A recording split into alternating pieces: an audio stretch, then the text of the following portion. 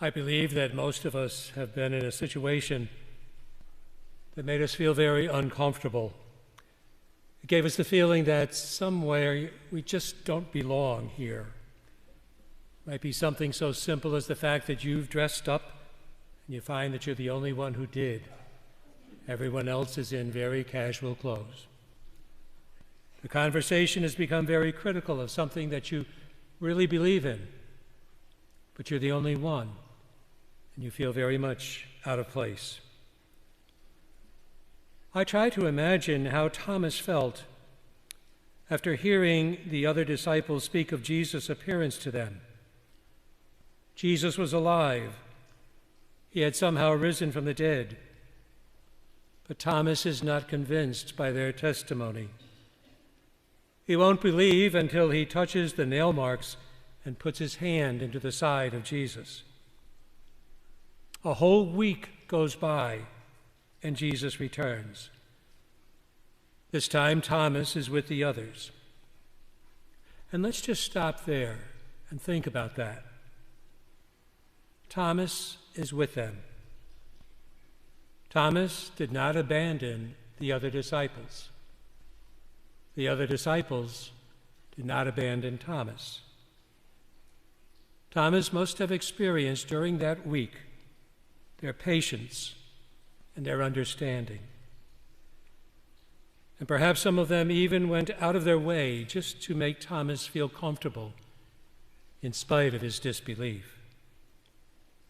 And Jesus is very understanding with Thomas. Put your hand into my side and do not be unbelieving, but believe. And Thomas answers, my Lord and my God. And Thomas, in saying that, is the first to proclaim the divinity of Jesus. He's not just someone that God has raised from the dead. He is God. He is divine. My Lord and my God.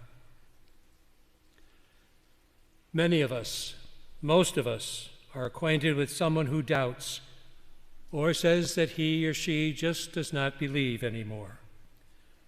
For many of us, especially parents and grandparents, it's someone that we love and care about very deeply. And what are we to do? And our gospel story today can be very helpful, not just in what it says, but in what it doesn't say. Thomas found acceptance, patience, understanding. He was ready when Jesus returned and made himself known to Thomas.